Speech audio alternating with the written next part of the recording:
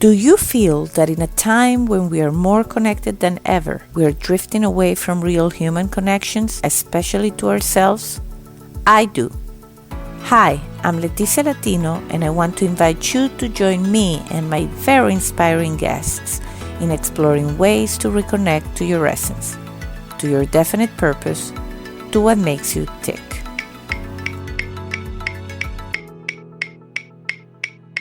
Are you ready?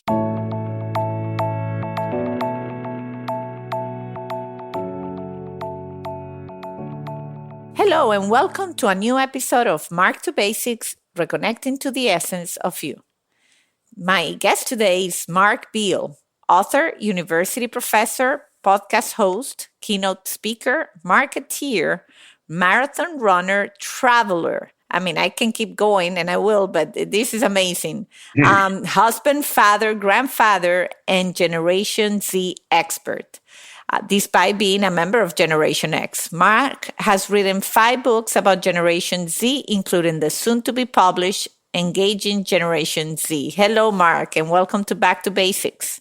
Thank you so much for having me on. I really appreciate it. Well, I mean, this is getting great. Every time I am making an introduction, it gets bigger and bigger. I guess my guests are becoming like more prominent. This is awesome to have you on the show.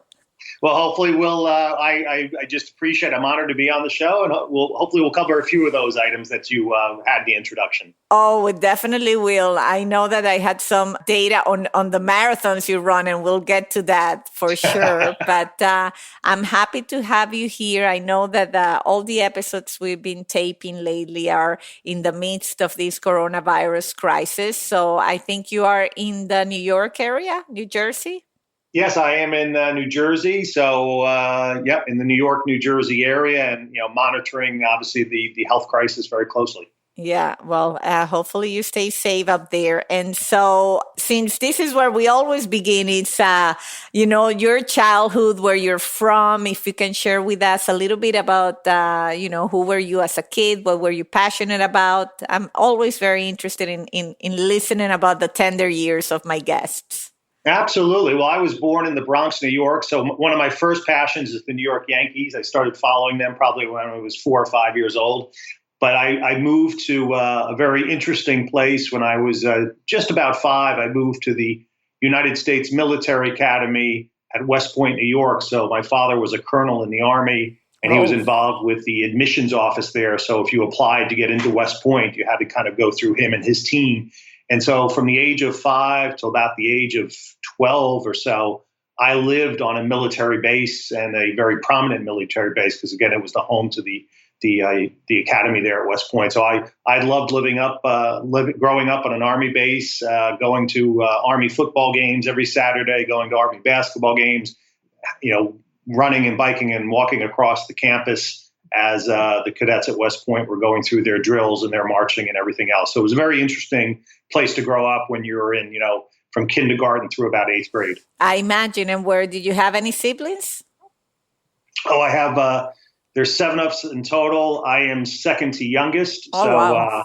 I'm on the younger side of it, but yeah, there's 7 of us in total, all obviously different ages. So we all kind of had different growing up experiences, since we're kind of, from an age perspective, spread out a little bit, but still, all over the country nowadays, but still in contact with each other. I imagine. And until what age, more or less, were you like in that military environment, or pretty much until you went to university, or? Well, I was in that environment till about 8th grade. And then after high school, I actually went into what's called the United States Military Academy Prep School. So it's a prep school between high school and college. And for a little bit over a year or so, you're there. And so I was actually stationed at Fort Monmouth, New Jersey for, like I said, just about a year, with about 300 other individuals, all who had a goal of getting into West Point and going to West Point. While I did attend the Military Academy Prep School, I eventually went to Rutgers University and did my university education there, not at West Point, but am still in contact with many of the people who I was in the Army with back in 1984 and 1985. Yeah. So growing up, what were you passionate about? Like, obviously you had that military influence, but I guess that you didn't like it enough to go into it, or did you pursue what you wanted to study in a way? Yeah, no, absolutely. I mean, my passion, honestly, I always loved media. I loved newspapers. I loved television. I loved radio. From the time I was a kid, I just loved media, consuming media, reading media, watching media. I mean, I remember as just a sophomore in high school, so I was probably age 14. There was an ad in the newspaper to be a sports editor for a local weekly newspaper in Belmar, New Jersey, which is located at the Jersey Shore. And I saw that ad and I went in and said, I want this job. And at the age of 14, they let me be the sports editor of a weekly newspaper that who knows if anyone even read the newspaper. I know it was distributed all over town, but they made me the sports editor at the age of 14. And so that was my passion, was media, writing, reporting. By the time I was a senior in high school, so I was only 17 years old, I was a part-time writer for a daily newspaper, the Asbury Park Press, and they sent me out and had me cover sports stories and paid me for it. So that was only as a senior in high school. And then I pursued that at Rutgers University, where I studied and majored in journalism.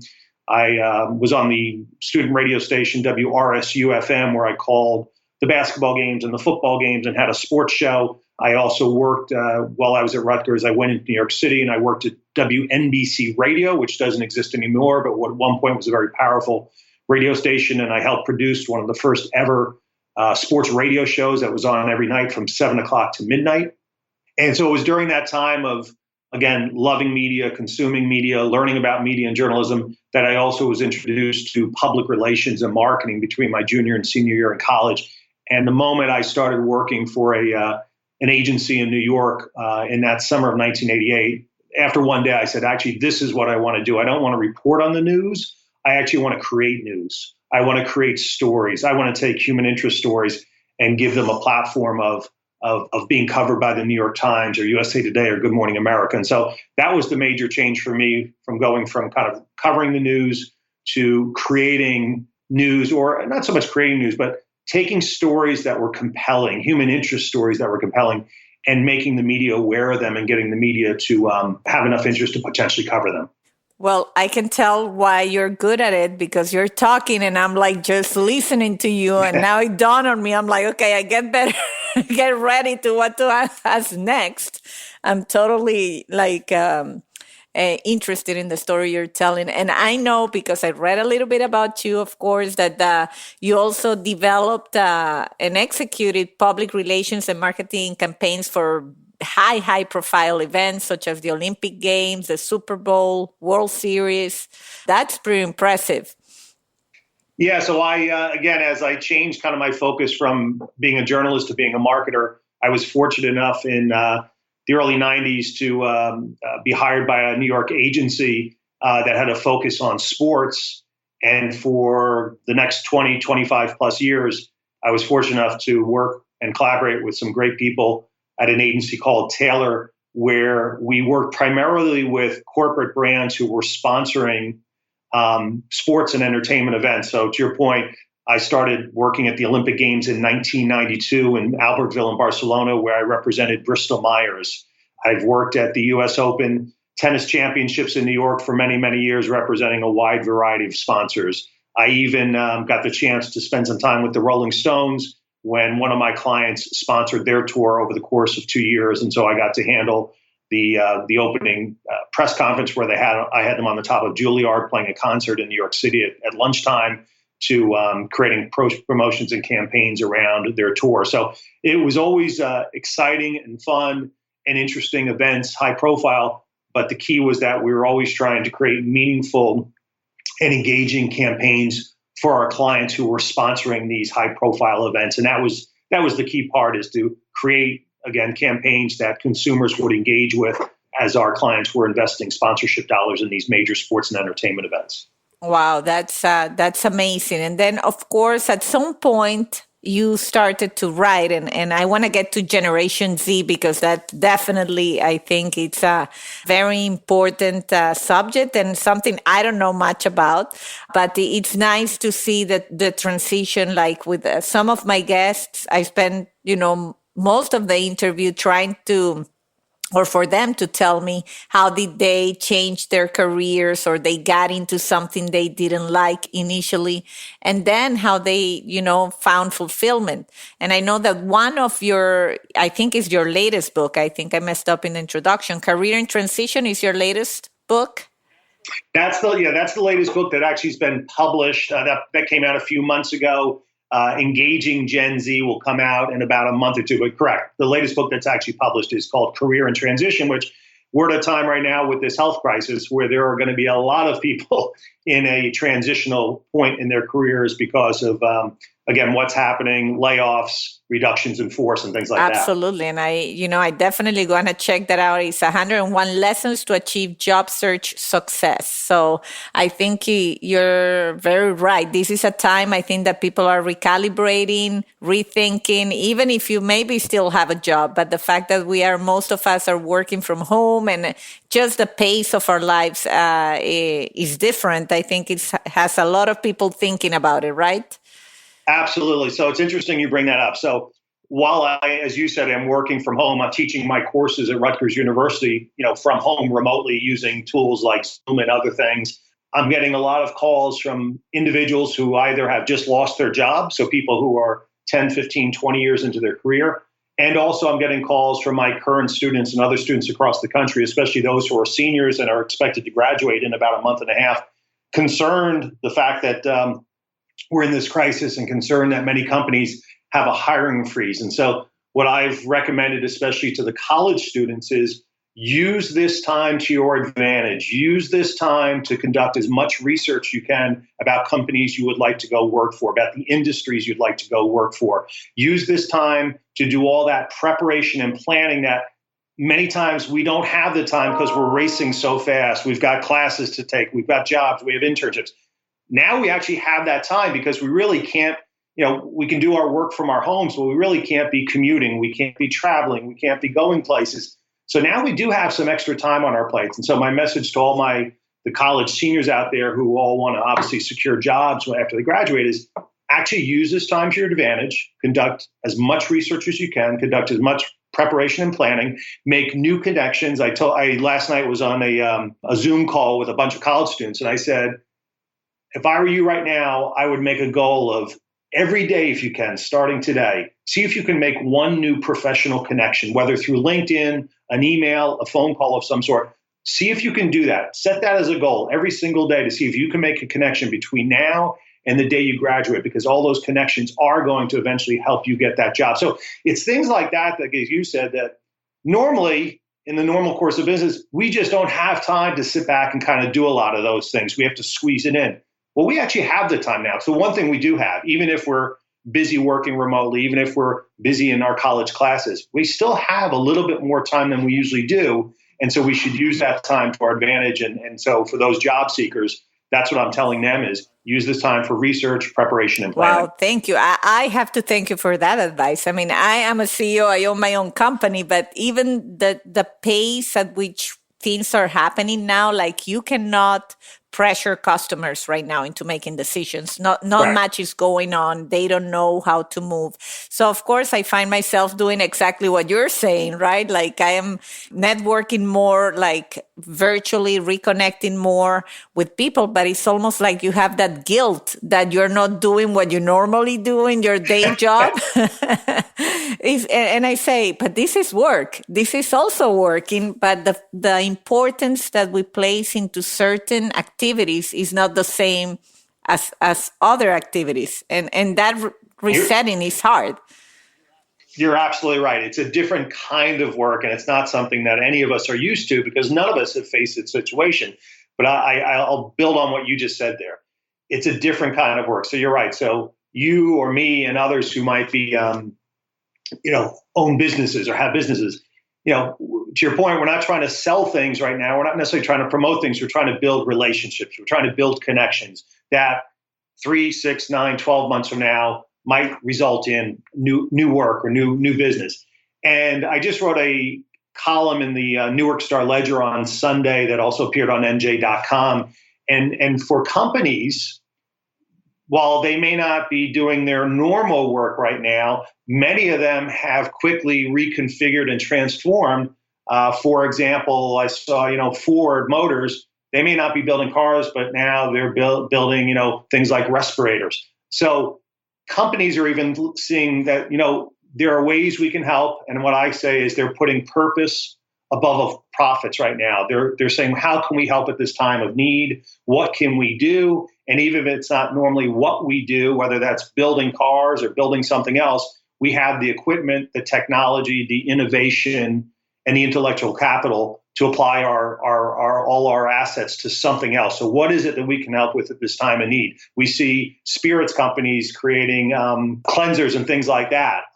We're seeing companies like Fanatics, which is making the baseball uniform for Major League Baseball players, using materials now to create gowns for doctors and nurses, protective wear for them. So companies are just working differently, but many of them are prioritizing purpose over profits, and they're doing purposeful work as opposed to just work that drives profits. I love that. I think that's so important that we come to terms that this is more our human nature has to shine at this point.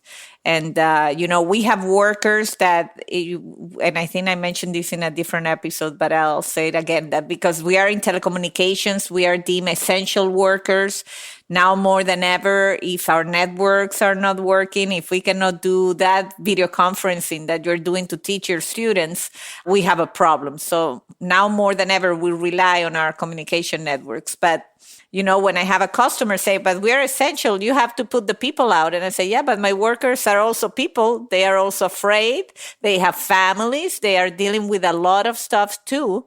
So you can also not force people to work when they don't feel like it, or they are having their own issues, So it's hard. And I know the healthcare providers, I know a lot of them are struggling with that too.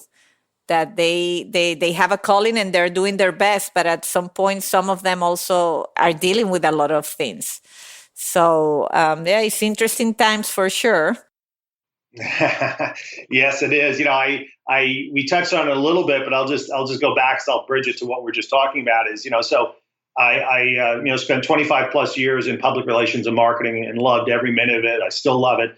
But in 2013, Rutgers University asked if I would teach just one course in public relations. And of course, I said yes. I was very, very excited to be able to go back to where I graduated from and to be able to give back to today's student. And that's really what my focus was. It was to give back. One course turned to two turned to three. And this past year, I was fortunate enough where they asked if I would become a full-time professor, which, of course, I said yes to. But as you said, my focus is leveraging my 30 years of marketing and public relations, everything I've learned in those years, the clients I've worked with, the campaigns I've worked with, but more importantly, leveraging all the relationships I have. And so one of the focuses of my work at Rutgers University, aside from actually teaching, is I try to help as many students as I can secure experience, whether that's internships experience, their first job out of college. And so I just really focus a lot on leveraging relationships, leveraging my network. And to your point, it was my students who actually inspired me to author my first ever book, which is called 101 Lessons They Never Taught You in College. That questions I got after every class and by email and by phone saying, how do I write a resume? How do I conduct a phone interview versus an in-person interview? How do I actually create a network and expand it? What do I do after an interview? Should I be sending a thank you note, a thank you email? I get these questions every day. So I said, let me write this book. And so it's 101 one-page lessons or pieces of advice that actually are answers to all the questions I regularly get. And so that was the first book that the students inspired. Then, as you said earlier, I have this, I guess we can call it an expertise, but this focus and this passion on Generation Z. And again, that really comes from my students, because most of my students now, if they were born anytime after, say, 1995, which majority were, they are considered Generation Z. And so your oldest Generation Zers just graduated college in the last year or two and started working. The majority of Gen Zers are in college, in high school, and in grammar school. And I'm really fascinated by them. I'm inspired by them because I can see how they are changing the world, transforming the world, creating a better community, better neighborhoods.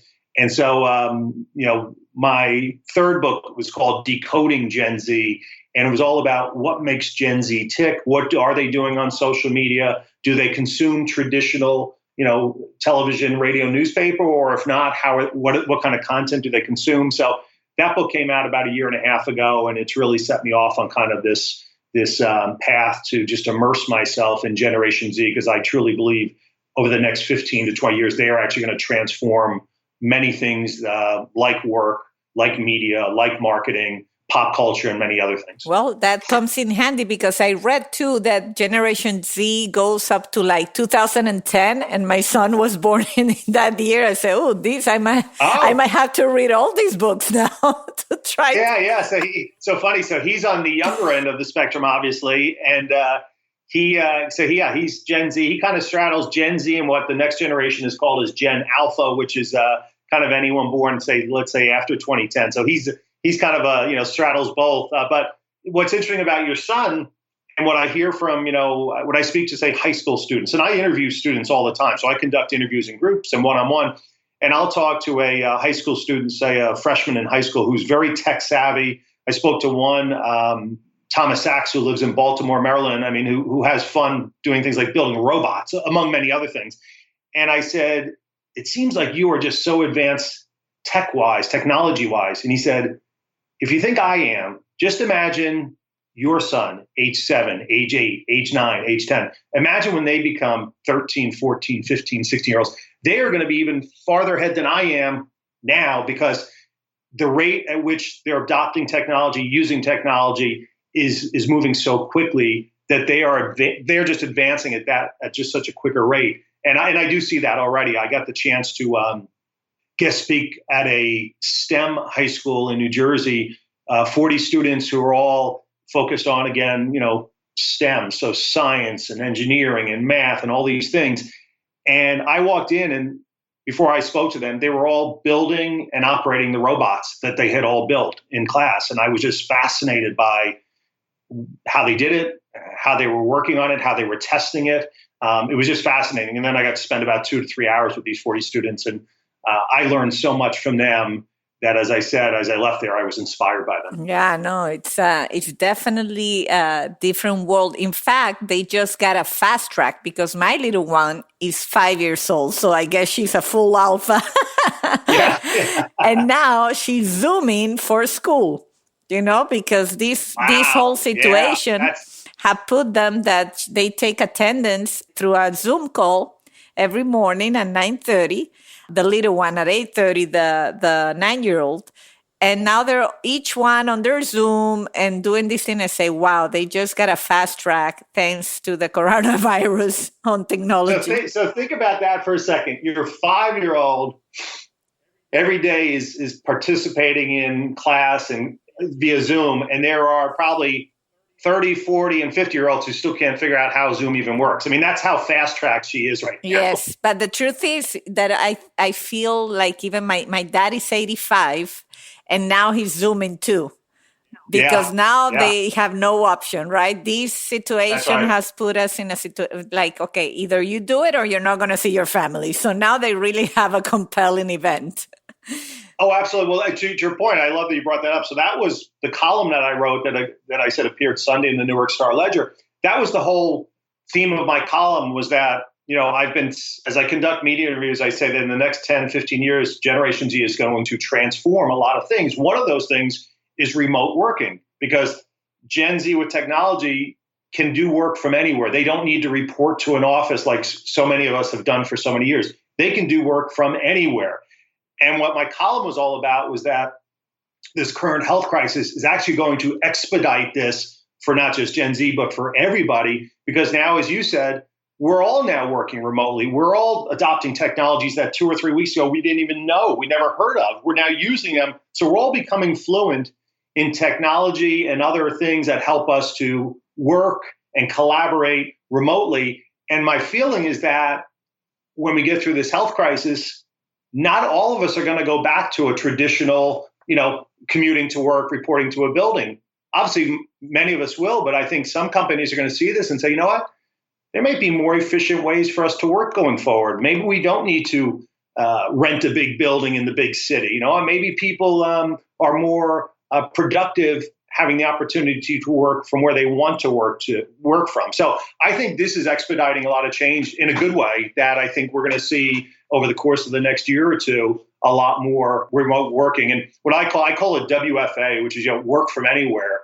And it's something that Gen Z tells me all the time. They're like, as long as we have technology, we can work from anywhere. We don't need to spend an hour commuting into a city and wasting an hour. We can already be up and running and working. And obviously, we're seeing that now with everybody working remote. Yeah, I totally agree with you. I think a lot of it is psychological barriers of a lot of people thinking that unless you are at the office, you don't work. And what most people tell you, they work more when they're at home because they never really break, right?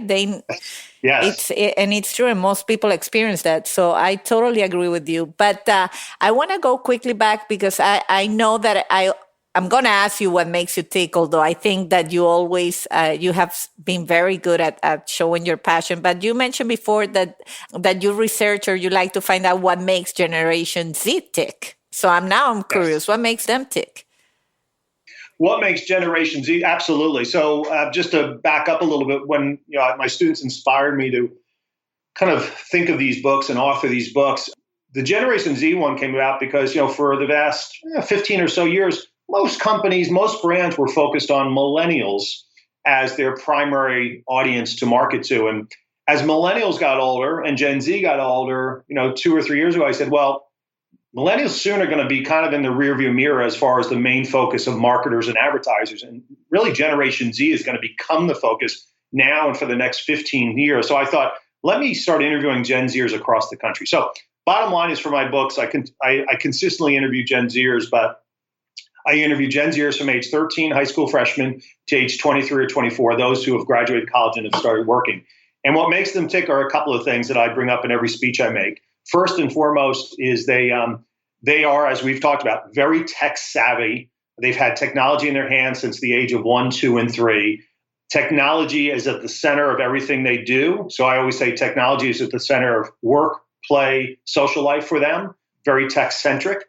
With that, they also obviously are very fluent in both digital and social media, right? They know social media channels, they understand digital media content, all those kinds of things. So that's one piece of the puzzle. Part of that, though, is they have an incredible entrepreneurial spirit. And what I mean by that is their mind thinks a little bit differently. Many of them aren't thinking about just getting a job. Many are thinking about what kind of company can I create? I had an interview with a young lady by the name of Sophie Kleinberg. She was a 13 or 14-year-old in New York City in high school. And she explained to me how she had a passion for making homemade jewelry, but because of technology and because of a platform that she discovered, an online platform, she was able to not only make it, but sell it around the world. And so she, at the age of 13 or 14, created her own jewelry company and had customers in South America, in Australia, in Europe. I mean, that's just amazing to think about, So there's that entrepreneurial piece. And then the last piece is what I call community-minded and socially conscious and purposeful. And what I mean by that is they do have a real focus on community. How can I help it? What can I do? They have a focus on, they want to support companies and brands that have a higher purpose than just selling me something. So we're seeing that now with this health crisis. We're seeing companies who are being purposeful, and those companies will win the loyalty and respect of Generation Z because they're showing a higher purpose than just profits. So those are the things to me that make them tick. And then last but not least, which is more on the the content side of things, is they're very experience centric, which means they like to be immerse themselves in unique experiences with other friends, so that they can then share that content on social media. So when I talk to brands and companies and they say, it doesn't seem like traditional advertising is getting to Generation Z. And I'm like, no, it's not. What you need to really do is you need to create experiences that they can actually participate in, and then they will create content and share it and promote your brand but that's one of the primary ways you have to do it is they're really looking for what we call Instagrammable experiences. So those are really the things that I've narrowed down, those kind of 5 or 6 things that really make them tick. Wow, that's no, that's very, very helpful, and I can see traits already in my son of all these things that you're sharing. Actually, we just yesterday launched a song we made during on this weekend. My husband is a musician, he's an engineer, but we're like trying to find fun ways to like not be bored during the weekend, especially. And so we said, let's just compose a song for coronavirus. Oh, I love it. So we did, but it's kind of sharing this experience, right? That we went through the experience of composing the song and now we release it. And they just, both my son and daughter, they are so excited that they kind of off-road the experience with us to do it. And to your point, I love that you brought that up. It doesn't have to be experience that I have to travel to. It's something I was a part of. So in your case, and that's a perfect case, they were part of creating something new, creating something fun, creating something different. But at the center of it, it's content. It's a song. It's creating the song. It's shooting video of you performing the song and then sharing it with friends and family on social media. That's a perfect example. Yeah, that's the next step. The video. That's next weekend. I look forward to it. But yeah, and so Mark, and I know you're very busy, so I want to start closing the interview, but I also want you to talk about what makes you tick. And I think we left the marathon, but I am suspecting that that's somehow part of that. Well, yeah, I mean, in my lifetime, I have run 5 marathons, including the Boston Marathon. It's been a few years since then. I'm not as young as I once was, but I do use the saying, success is a marathon. And I use that for 2 reasons. One is, since I used to run marathons, I knew what it took to complete a marathon. It takes months and months and months of dedication and training just to finish a marathon, let alone finish one in a fast time. And so, I see that success as a marathon there, but really just in school, in business, you consistently have to, work at it every single day. You can't, it's not a quick in and out and, winning something or winning a new piece of business or a job. And that's it. It's consistently day in, day out, week in, week out, year in, year out, consistently evolving, transforming, learning, performing, and doing all those things. So I'm kind of a big believer in that philosophy. And, from my standpoint, I'm just always eager to learn something more, learn something new. Lesson number 101 of my first book, 101 Lessons They Never Taught You in College. The last lesson in the book is never stop learning. And the message to college students was, yes, you just finished college and you finished high school and you finished all your other years of school. But believe it or not, the learning is just beginning. Never stop learning, because once you stop learning, you stop evolving, you stop growing. And so for me, it's just the idea of always learning new things, trying new things. Going back to college and teaching students, for me, it was new. I was never a professor of any kind, and now I've done it for 7 years. Authoring a book was new for me in 2017, and now I'm about to publish my 5th book. So it's always that idea of learning, growing, evolving, and transforming. Because if not, then you're just stagnant and you're just still and you're really going backwards. And so it doesn't matter what the focus is. It can be any focus. It can be music. It can be sports. It can be social media. It can be authoring a book. It can be teaching. It can be mentoring. It can be creating a community foundation and giving back. But it's just the idea that you're always learning new things, trying new things, and evolving as an individual. Wow, that's great. Well, everybody, the good news is Mark has a podcast, and I will share with you the information on the show notes. I don't know if you want to say anything particular about your podcast. I think it's great because you probably gain a few fans on this interview. Yeah, no, and it's I love how you produce and lead your podcast. You make it very conversational. I do the same. When the book started coming out, I thought, let's create a podcast. So it's very simply, it's www.101lessonspodcast.com. And I interview individuals, like you, as you're doing here today, where I want to understand what makes them tick. What is their life story? Where did they grow up? What lessons did they learn along the way? What advice would they give to today's college students and others? And so I probably have about 60 or so episodes done. And I just enjoy listening and learning to others and then sharing those stories. So like you're doing so well, it's a great way for your listeners just to learn some things. And if we can listen to a podcast and take away one or two or three insights that help us, that's pretty powerful stuff. So that's my goal, just as I know it is your goal in your podcast. Well, I admit that I haven't listened to it, but I will, because I love how you speak. I think that your students are very lucky. You sound like someone that has a lot of wisdom to share and very passionate about it. So I think that you are leaving a mark in a lot of young people, and that's great to know that we have professors like you around. And I would definitely check your podcast and your books. And I thank you for sharing your time with us and with the Back to Basics audience. Well, thank you for taking interest in even having me on. I appreciate it greatly and really value the conversation we had. Thank you, Mark. And best of luck to you during these tough times with coronavirus. Same to you and your family. Take care. And until the next time.